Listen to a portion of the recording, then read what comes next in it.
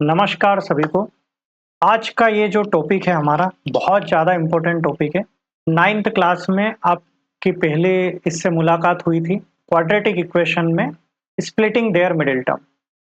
इतनी ज़्यादा इम्पोर्टेंट है जो हमारी कॉम्पिटिटिव एग्जाम्स होती है उनके लिए भी इसकी बहुत ज़्यादा वैल्यू होती है। इसमें थोड़ा-सा आपको अपने दिमाग का यूज़ करना पड़ता है। दैट्स व्हाई बच्चों को ये कुछ डिफ़िकल्ट लगती है और बच्चे हमारे क्वाड्रेटिक फ़ॉर्मूला की तरफ मूव कर जाते हैं। पर ट्रस्ट मी ये आपका काफ़ी टाइम बचाती है, तो ये सीखना बहुत ज़्यादा ज़रूरी है। और ये वीडियो, ये स्प्लिटिंग देयर मिडिल टर्म का आपका लास्ट वीडियो होगा अगर आपने इस वीडियो को ध्यान से पढ़ा, ध्यान से देखा और कॉपी पेन लेकर मैं जो बता रहा हूँ उन क्वेश्चंस की आपने प्रैक्टिस कर ली तो। इसके बाद आपको दोबारा स्प्लिटिंग देयर मिडिल टर्म के बारे में कोई वीडियो सर्च नहीं करना पड़ेगा, ये मेरी गारंटी है। तो सीखने के लिए चलते अपने वीडियो की ओर। तो शुरुआत करते हैं। हमारी क्वाड्रेटिक इक्वेशन को सॉल्व करने की मेथड को सीखने से पहले हमको कुछ बातें जानना जरूरी है जो हर बार आपके और उस क्वाड्रेटिक इक्वेशन के मेथड के बीच में आकर खड़ी हो जाती है। तो उन टॉपिक्स को हम पहले अच्छे से क्लियर कर लेते हैं। मात्र 5-7 मिनट हमारे लगेंगे, लेकिन आपके लिए बहुत ही ज्यादा बेनिफिशियल होगा। सबसे पहले एक वर्ड हमारे सामने बार बार लिखा हुआ आता है, पोलिनोमियल। तो ये जो पोलिनोमियल है ये होता क्या है? पोलिनोमियल का हिंदी मीनिंग होता है बहुपद। अब ये बहु वो वाली बहु नहीं है, ये बहु दूसरी है। बहु मतलब बहुत ज्यादा, है ना? बहुत। जब भी कोई चीज दो या दो से ज्यादा होती है, वैसे जनरली यहाँ पर कम भी चलती है, कोई दिक्कत नहीं, लेकिन जनरली हम जो बहु या पोली का इस्तेमाल करते हैं वो दो या दो से ज्यादा चीजों के लिए करते हैं। जो ज्यादा हो उसके लिए क्या यूज करते हैं? पोली। अब पोलिनोमियल मतलब दो या दो से ज्यादा टर्म्स का होना, है ना? या जनरल सिंगल टर्म को भी हम पोलिनोमियल में कंसिडर करते हैं। तो ज्यादा टर्म्स का कैसे? जैसे सपोज मैंने आपके सामने लिख दिया 4x+3। तो जो प्लस और माइनस है ये हमारी टर्म्स को अलग अलग करते हैं। तो यहाँ पर मुझे एक ये टर्म दिख रही है, एक ये टर्म दिख रही है, तो यहाँ पर कितनी टर्म हो गई? दो टर्म हो गई। तो इसी इक्वेशंस को हम क्या कहते हैं? पोलिनोमियल। जैसे अगर मैंने सिर्फ 4x लिखा तो ये भी पोलिनोमियल है, अगर 3 लिख दिया तो ये भी एक पोलिनोमियल है, क्योंकि इसके बाद कुछ नहीं है, मतलब जीरो तो सबके साथ है ही है। अब अगर 4x-3 होता तो भी पोलिनोमियल है, कोई दिक्कत नहीं है, ठीक है। 4x² + 2x + 5 ये भी है तो भी पोलिनोमियल है। और या कुछ और ले लेते हैं, x⁻100 - 2x 99 and so on, जो भी है ये भी एक पोलिनोमियल है। तो ये सब कहानी क्या है? पोलिनोमियल। तो मेरे ख्याल से आपको ये सब चीजें समझ में आ चुकी होगी, पोलिनोमियल क्या होते हैं। अब अगली बात करेंगे हम टाइप्स ऑफ पोलिनोमियल, है ना? पोलिनोमियल के कितने टाइप्स हैं, ठीक है? तो टाइप्स ऑफ पोलिनोमियल, तो सबसे पहला टाइप है कांस्टेंट। अब कांस्टेंट क्या होता है? सिंपल सी बात है, मैंने यहां पर लिख दिया 3, तो ये एक पोलिनोमियल है, लेकिन ये क्या है? कांस्टेंट, ठीक। दूसरा लीनियर पोलिनोमियल, लीनियर पोलिनोमियल। अब लीनियर का मतलब क्या होता है? नाम से ही क्लियर है। लीनियर मतलब एक सिंगल लाइन, है ना? लीनियर का मतलब क्या होता है? Single line. इन सबको उठाकर उधर कर देते हैं, मेरी मुंडी हो सकता है आपको तकलीफ दे दे। अब फ्री फायर होता तो आप मेरी मुंडी उड़ा सकते थे, लेकिन शायद यहाँ पॉसिबल नहीं। तो लीनियर का मतलब क्या होता है? सिंगल, जिसमें x की पावर 1 हो। जैसे मैंने आपके सामने लिख दिया 7x + 5। तो यहाँ x की पावर क्या दिख रही? कुछ नहीं है, मतलब 1 लिखा हुआ है। तो x की पावर जहां पर 1 हो, ऐसी पोलिनोमियल को हम क्या बोलेंगे? Linear polynomial. तीसरा आता है क्यूबिक पोलिनोमियल, सॉरी क्वाड्रेटिक, एक रह गया ना जिसको पढ़ना है। क्वाड्रेटिक पोलिनोमियल,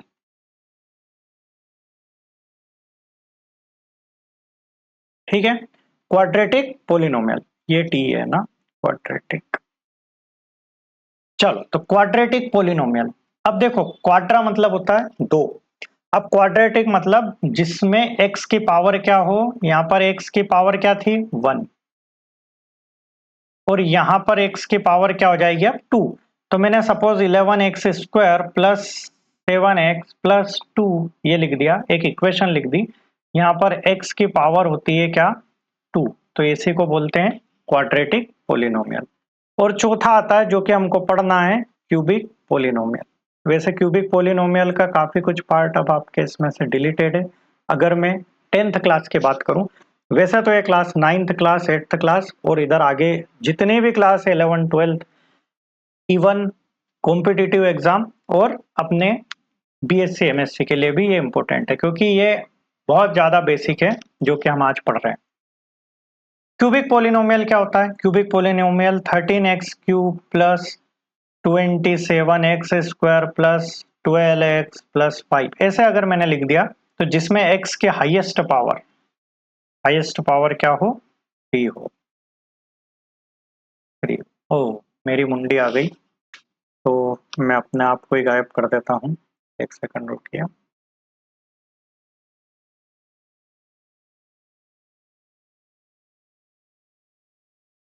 तो यहाँ तक की कहानी आपको समझ में आ गई होगी, जिसमें पावर क्या हो, 3 हो, तो वो हो जाती है क्यूबिक पोलिनोमियल। अब बढ़ते हैं अपने मेन टॉपिक पर, जो कि हम आज पढ़ने वाले हैं, वो है क्वाड्रेटिक इक्वेशन।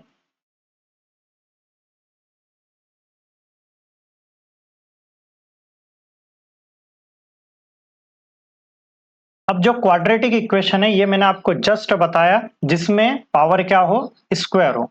तो जैसे मैंने लिख दिया x square minus 5x plus 6, एक इक्वेशन मैंने यहाँ पर लिख दी। तो ऐसी इक्वेशन क्या कहलाती है, क्वाड्रेटिक इक्वेशन।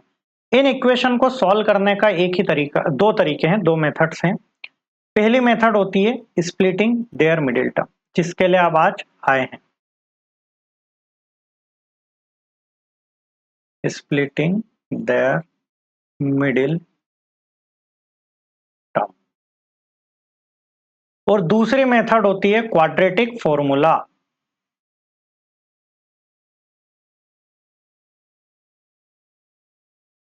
तो मेरा सजेशन ये है कि आपको स्प्लिटिंग देयर मिडिल टर्म पर ज्यादा कॉन्सेंट्रेट करना चाहिए। जो question splitting their middle term से नहीं होते हैं, तो ही उन क्वेश्चन को छोड़कर आपको क्वाड्रेटिक फॉर्मूला की तरफ अप्रोच करना चाहिए, क्योंकि स्प्लिटिंग देयर मिडिल टर्म आपका लॉट ऑफ टाइम बचाती है, जो कि बहुत ज्यादा जरूरी है एग्जाम पॉइंट ऑफ व्यू से।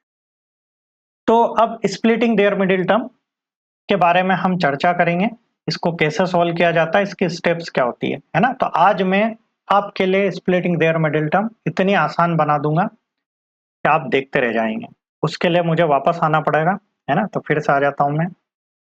अब मैंने अपने आप को कर लिया छोटा। अब हम बात करते हैं स्प्लिटिंग देयर मिडिल टर्म की। तो सबसे पहली स्टेप, मैंने आपके सामने एक क्वेश्चन लिखा हुआ है, x square minus 5x plus 6 equal to 0। अब क्वाड्रेटिक इक्वेशंस में हमारे पास एक जनरल, एक फॉर्मू standard form of quadratic equation होती है। तो स्टैंडर्ड फॉर्म क्या होती है, a x square plus b x plus c equal to 0। ये स्टैंडर्ड फॉर्म है हमारी क्वाड्रेटिक इक्वेशन की, है ना। तो अब इस स्टैंडर्ड फॉर्म से हम इस इक्वेशन को कंपेयर करेंगे। अब अगर मैं कंपेयर करूं तो एक्स स्क्वायर के साथ वाला जो कोफिशिएंट है वो इसके साथ होना चाहिए, एक्स का कोफिशिएंट बी इसकी वैल्यू होना चाहिए, और अकेला जो बचा वो सी की वैल्यू होना चाहिए। तो अगर ध्यान से देखेंगे तो आपको ए की वैल्यू 1 नजर आ रही है, बी की वैल्यू -5 नजर आ रही है, और सी की वैल्यू क्या नजर आ रही है, 6 नजर आ रही है। तो सबसे पहला काम, स्टेप 1,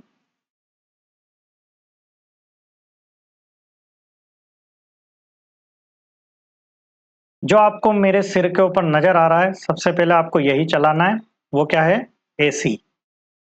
तो हम चलाएंगे क्या, एसी, मतलब ए और सी का मल्टीप्लीकेशन करना है। ए क्या दिख रहा है आपको, 1, और सी क्या दिख रहा है आपको, -5, नहीं सी दिख रहा है आपको 6, दिख रहा है ना, A1 और सी क्या दिख रहा है, 6। तो आपका आंसर क्या आया, 6। स्टेप 2, स्टेप 2 में इसके फैक्टर्स करना है। स्टेप 2 में क्या करना है, इसके फैक्टर्स करना है। अब करते हैं इसके भैया फैक्टर्स। फैक्टर करेंगे तो फैक्टराइजेशन आपको पता है, 2 3 जा 6, 3 1 जा 3। अब अगर देखा जाए तो मेरे पास दो वैल्यू निकल कर आई, 2 और 3। अब मुझे क्या करना है कि अगले स्टेप में ज्यादा दिमाग नहीं लगाना है, मुझे सिर्फ बी वाली टर्म पर फोकस करना है। बी मेरा क्या दिख रहा है, -5। अब इनके कॉम्बिनेशन से यहाँ तो 2 ही मिले तो डायरेक्ट मुझे आंसर निकल गया, लेकिन कुछ क्वेश्चंस में ज्यादा प्राइम फैक्टर्स मिलेंगे तो आपको वहां थोड़ा सा दिमाग लगाना है, और दिमाग इतना सा लगाना है क्योंकि ये फैक्टर्स जब हम करते हैं ना तो ये हमारे काम को आसान कर देते हैं, हमको बड़ी आसानी से उनकी वैल्यूज मिल जाती। तो अब अगर मैं बात करूं यहाँ पर कि हमारे जो 2 फैक्टर्स निकल कर आए 2 और 3, अब इनको कैसे करके मैं यहाँ पर -5 बना लूं। अब किसी ने अगर बोला सर 3 + 2 कर दो, तो अगर मैं 3 + 2 करूंगा तो मुझे प्लस का 5 मिल जाएगा, लेकिन मुझे यहाँ क्या चाहिए, बी माइनस का 5। बी मुझे क्या चाहिए, -5। तो अब मैं एक काम करता हूं, क्यों ना मैं इसको ऐसे तोड़ दूं, -3x -2x +6। देखो मैंने फैक्टर्स, इन दोनों फैक्टर्स का यूज किया और उसी तरीके से मैंने इसको ब्रेक कर दिया। अब क्या करूं मैं, अगला काम है मेरी स्टेप 4, कॉमन लेना, है ना। अब कॉमन का तो आपको पता है, सभी क्रिकेट खेलते हैं, एक प्लेयर ज्यादा हो जाता है तो उसको हम क्या कर देते हैं, कॉमन रख देते हैं, जो इस टीम में भी खेलता है और उस टीम में भी खेलता है। तो यहां पर मैं एक काम करता हूं कि यहां से मैं इस x को कॉमन ले लेता हूं इन दोनों में से। दोनों के पास x है, x कॉमन लिया तो इसने स्क्वायर में से एक x दे दिया, तो इसके पास इकलौता एक x बचा, ठीक है। माइनस इसने दिया तो इसके पास क्या बचा, 3। इन दोनों में से मैं क्या कॉमन ले लेता हूं, माइनस का 2, तो इसके पास बचेगा x -3, ठीक है। अब इसके पास भी x-3 और इसके पास भी x-3, तो क्यों ना मैं दोनों में से x-3 को कॉमन लेकर बाहर निकाल दूं। तो x-3 को कॉमन लेकर मैंने क्या कर दिया, बाहर कर दिया। अब जैसे ही मैंने इसको बाहर किया तो बचा हुआ पार्ट क्या, ये और ये, तो x-2, तो मेरी जो इसके जो स्प्लिटिंग जो मैंने किया वो ये आया। और अगर मैं वैल्यूज की बात करूं कि x की क्या वैल्यू निकल कर आई, तो एक बार x-3 को 0 के इक्वल रखेंगे तो x की वैल्यू क्या मिल रही है मुझे, 3, और उसी टाइप से यहां से मुझे x की वैल्यू क्या मिलेगी, 2। तो एक चीज का आप ध्यान रखेंगे, जो x की हाईएस्ट पावर रहती है पूरी टर्म्स में, इतनी x की वैल्यू मिलेगी। यहाँ पर 2 है तो कितनी x की वैल्यू मिलेगी, 2। अगर यहाँ पर 100 x की पावर 100 रहती तो फिर कितनी x की वैल्यू मिलती, 100। और x की वैल्यू का आशय ये है कि अगर मैं 3 या 2 में से कुछ भी इस इक्वेशन में रख दूं तो मेरा आंसर क्या आ जाएगा, 0। तो मेरे ख्याल से आपको स्प्लिटिंग देयर मिडिल टर्म अच्छे से समझ में आ चुका होगा। अगर ये बात आपको कहीं भी थोड़ी सी भी डाउटफुल लगी तो फिर से थोड़ा सा वीडियो पीछे करके उसको फिर से एक बार देख लीजिए। अब हम आगे बढ़ते हैं, तो मैं आपको कुछ प्रैक्टिस क्वेश्चंस करवाता हूं जिससे आपको कॉन्फिडेंस आ जाएगा और आपको स्प्लिटिंग देयर मिडिल टर्म आज के बाद कभी भी डराने वाला नहीं है। अब आपके सामने क्वेश्चन दिया हुआ है x² + 7x + 10। अब इसको आपको सॉल्व करना है स्प्लिटिंग देयर मिडिल टर्म से। कैसे करेंगे, देखो सबसे पहली स्टेप क्या बोली थी मैंने, क्या चालू करना है, AC। तो AC हम चालू करते हैं। ए क्या दिख रहा है मुझे, 1। सब खिलाड़ी हो, अब हर एक चीज लिखने की जरूरत नहीं है, पता चले एग्जाम में भी लिख रहे हैं x² + bx + c, तो यहाँ पर ये दिख रहा है हमको 1, b दिख रहा है 7 और c दिख रहा है 10। ये लिखने की जरूरत अब आपको नहीं है। अगर आपने वीडियो को ध्यान से सुना होगा तो आप डेफिनेटली आप आराम से इनको देख पा रहे होंगे। ए दिख रहा है 1, सी दिख रहा है 10, तो मैं इन वैल्यूज को रख देता हूं। क्या रखा मैंने, एसी चलाया तो मेरा आंसर क्या आया, 10। अब 10 के मैं करूंगा क्या, फैक्टर्स। फैक्टर किए मैंने तो सबसे पहले क्या नजर आ रहा है मुझे, फैक्टर किए मैंने तो इसको मैं फैक्टराइज करूंगा, 2 5 जा 10 और 5 1 जा 5। फिर से अगेन मेरे पास दो ही ऑप्शन निकल कर आए, क्या, 2 और 5। अब सिंपली मैं इसको अगर देखूंगा तो डायरेक्ट मुझे पता चल रहा है, अगर दोनों में प्लस के लूं तो आंसर क्या आएगा, +7। मुझे क्या चाहिए, +7 के -7, +7। तो डायरेक्ट मेरा आंसर निकल कर आ रहा है +7। तो x² + 5x + 2x + 10 = 0। अब आपने क्या करा, ये होती है मिडिल टर्म और इसको आपने कर दिया स्प्लिट। स्प्लिट मतलब क्या कर दिया आपने, इसको तोड़ दिया। अब मुझे अगला काम क्या करना है, कॉमन लेने का। अब कॉमन कैसे लूंगा, इसके पास भी x, इसके पास भी x, मैंने ले लिया कॉमन x, अंदर क्या बचा, x + 5। अच्छा, इन दोनों के पास कुछ कॉमन दिख रहा है, जी हाँ, क्या दिख रहा है, 2। 2 मैंने ले लिया यहाँ पर कॉमन। चलो 2 मैंने क्या ले लिया यहाँ पर कॉमन, तो अंदर क्या बचा x plus 5 equals to 0। Okay, then अब यहाँ x प्लस 5, यहाँ x प्लस 5, तो पूरे में से मैं x प्लस 5 को अगेन बाहर निकाल लेता हूँ। अब अंदर मेरे पास क्या बचा x प्लस 2, तो लिख देता हूं मैं यहाँ x प्लस 2 और इक्वल्स टू क्या दिख रहा है 0।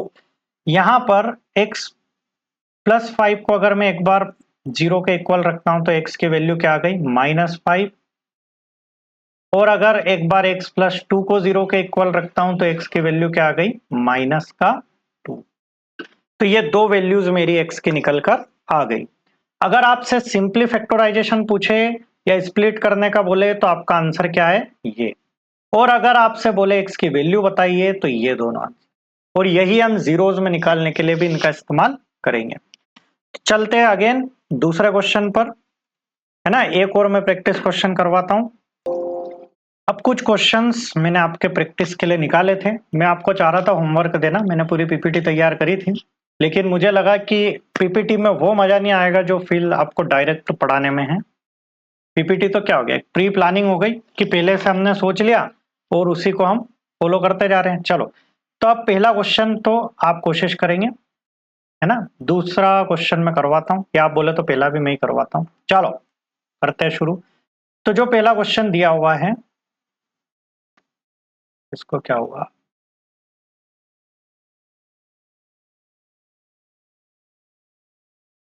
हाँ, x square plus 11x plus 24 ये दिया हुआ है। अब मैं क्या करूंगा, एसी चलाऊंगा, एसी चलाने के बाद आंसर क्या है 24। अब अगला कदम 24 के फैक्टर्स, 2 से होगा तो क्या आएगा 12, फिर 2 से 2 6 जा 12, 2 3 जा 6, 3 1 जा 3। अब मेरे फैक्टर्स निकल कर आए 2 2 2 और 3। अब हमको कॉम्बिनेशंस बनाने हैं कि ऐसे क्या कॉम्बिनेशन बने कि मेरा आंसर, मुझे अगर प्लस करूं तो 11 आना चाहिए। चलो पहले एक काम करता हूं, मैं इनको करता हूं, 2 2 जा 4, 3 2 जा 6, और 6 प्लस 4 करूं तो आंसर क्या आ रहा है 10, जबकि मुझे तो क्या चाहिए 11। तो पहला तो मेरा कॉम्बिनेशन हो गया गलत। अब कुछ और सोचते हैं, है ना। तो अब अगला कॉम्बिनेशन एक काम करते हैं, 3 का बना लेते हैं, 2 इंटू 2 इंटू 2, और बचा हुआ कौन हो जाएगा 3। तो 2 2 जा 4, 4 2 जा 8, क्या आया 8, 2 2 जा 4, 4 2 जा 8। अब कौन बच गया 3, तो इसको 3 को लिख देता हूं, और 8 और 3 को दोनों को प्लस करूंगा तो आंसर क्या आ रहा मेरा 11, और यही तो मुझे चाहिए। मिल गए मुझे दोनों वैल्यूज। फटाफट, मुझे सबसे पहली गलती जो होती है यहाँ प्लस माइनस के करते हैं बच्चे, तो हमको ये गलती नहीं करना है। X square plus 8x plus 3x plus 24, यहाँ आने के बाद एक कदम रुककर जरूर चेक कर लीजिए कि क्या आपने कोई मिस्टेक तो नहीं करी। इन दोनों को सॉल्व करके वापस 11 आ रहा है क्या, तो बिल्कुल आ रहा है। 8 और 3 को दोनों को प्लस करेंगे तो 11x। अब क्या करूंगा, वही कॉमन लेने का सिलसिला, x प्लस 8 प्लस 3 कॉमन, तो क्या मिलेगा x प्लस 8 इक्वल्स टू 0। तो मुझे फैक्टर्स अगर मैंने किए इसके तो x प्लस 8 और x प्लस 3 इक्वल्स टू 0, ये हो गया। क्लियर है। करते हैं अगला क्वेश्चन इसी का।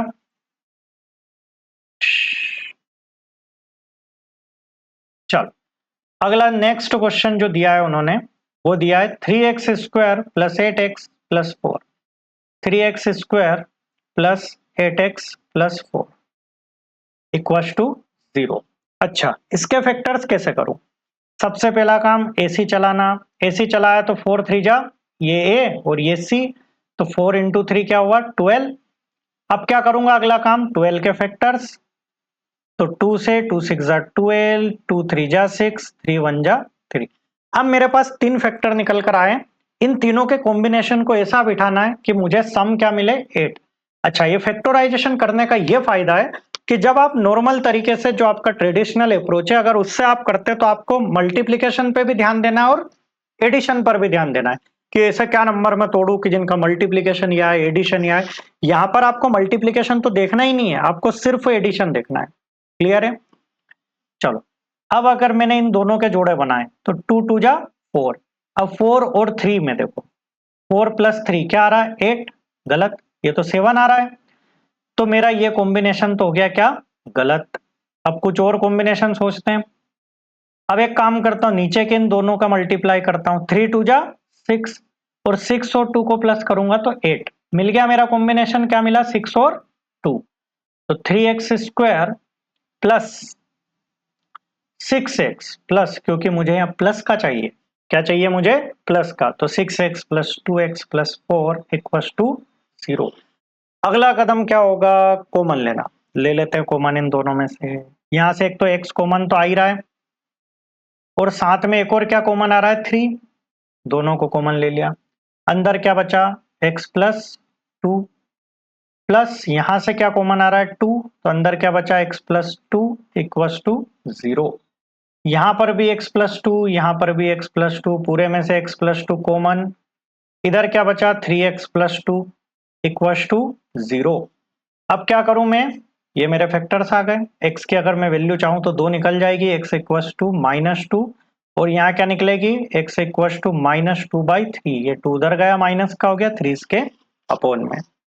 क्लियर हो गया ये क्वेश्चन भी, मेरे हिसाब से आपको क्लियर हुआ होगा। अब अगला काम क्या करना है आपको, एक बार आपको सारे ये जो क्वेश्चंस दिख रहे हैं सारे एक बार वीडियो को पॉज करके आपको करना है। पहले ये करना है, फिर ये करना है, भले ही मैंने करवा दिया, उसके बाद फिर आपको ये कोशिश करना है, अगर आ जाए तो फिर ये। तो अब आप वीडियो पॉज करेंगे, इसको करेंगे। अब मैं बढ़ाता हूं वापस से अगले क्वेश्चन पर। तो मैं उम्मीद करता हूं कि आपने इसको किया होगा, अगर नहीं किया है तो अभी भी टाइम है, आप कर लीजिए, क्योंकि जब तक आप पेन चलाना स्टार्ट नहीं करेंगे तब तक मैथ्स नहीं आएगा। ठीक है, कुछ चीजों की जीवन में बहुत ज्यादा वैल्यूज होती है, जैसे अगर आपको किसी को शादी में बुलाना है तो पत्रिका देना जरूरी है, जब तक पत्रिका नहीं देंगे तो वो नहीं आएगा। ऐसे ही मैथ्स की पत्रिका है पेन, अगर आप पेन नहीं चलाओगे तो मैथ्स भी आपके शादी में नहीं आएगा, है ना। हाँ, नो पढ़ाई नो शादी। चलो आगे देखते हैं। यहां पर मैं काम करता हूं, फिर से एसी चलाता हूं, तो 5 और 6 का मल्टीप्लाई तो क्या आया 30। 30 के मैं करूंगा फैक्टर्स, तो 2 से किए इसके तो क्या आया 15, फिर 3 से किए तो 5, फिर 5 से किए तो 1। तो 30 के जो फैक्टर्स निकल कर आए वो क्या है, 2 इंटू 3 इंटू 5, यही आए। चलो इतनी डिटेल में आपको लिखना नहीं है, आपको डायरेक्ट यहीं पर जोड़े बनाना है। चलो क्या बनाए, पहले इन दोनों को ले लेता हूं, 3 2 जा 6, 3 2 जा 6 और ये 5, क्या 6 और 5 का एडिशन 13 आ रहा है, तो 6 और 5 तो 11 होते हैं, तो हमारा पहला वाला पार्ट तो क्या हो गया, फेल हो गया। ये भाई सब तो हो गए फेल। अगला कुछ दिमाग लगाता हूं, इन दोनों का जोड़ा बना लेता हूं, 5 3 जा 15 और एक 2, अगर प्लस माइनस करने पर 13 आ रहा है, बिल्कुल माइनस करने पर 13 तो आ रहा है, लेकिन यहां पर एक समस्या है। समस्या क्या दिख रही है, समस्या ये दिख रही है कि अगर मैं 15 माइनस 2 करूं तो बिल्कुल बराबर मेरा आ रहा है, क्या आ रहा है 13 आ रहा है, लेकिन दिक्कत यह है कि इनका मल्टीप्लीकेशन में नेगेटिव की वैल्यू आएगी। आपको यह बात पता है, प्लस इंटू प्लस तो क्या आएगा answer plus, plus into minus तो आंसर आएगा माइनस, माइनस इंटू प्लस तो आंसर आएगा माइनस, और माइनस इंटू माइनस तो आंसर आएगा प्लस। तो अगर मैं यहां पर ऐसा करता हूं तो मेरा आंसर क्या आ रहा है नेगेटिव का, जबकि मुझे तो आंसर क्या चाहिए, एसी मेरा क्या आ रहा है पॉजिटिव, तो इसलिए मैं ये नहीं ले सकता हूं, तो ये जोड़ा भी मेरा क्या हो गया फेल। अब नेक्स्ट हम चेंज करते हैं, कुछ और सोचते हैं। मैं अगला ले लेता हूं, 5 2 जा 10, ये भी तो ले सकता हूं मैं, तो 10 और 3, और बिल्कुल मुझे 10 और 3 को प्लस करने पर 13 आ रहा है, तो क्या हो जाएगा 5x square plus 10x plus 3x plus 6 equal to 0। और जैसे आप ये क्वेश्चन करते जाएंगे 20-30 क्वेश्चन करने के बाद फिर आपको इन फैक्टर्स को भी करने की जरूरत नहीं पड़ेगी, डायरेक्ट आपको नजर आने लग जाएंगे। तो क्या करें, यहां से 5 और x कॉमन आ रहा है, अंदर क्या बचा x प्लस 2 प्लस 3 कॉमन आ रहा है, तो x प्लस 2 इक्वल टू 0। यहां से x प्लस 2 मैंने कॉमन ले लिया, तो अंदर क्या बचा 5x प्लस 3, और ये इसके हो गए क्या वेक्टर्स। यहां तक की चीजें आपको पूरी तरीके से क्लियर होगी। आखिरी क्वेश्चन फोर्थ वाला हम करते हैं।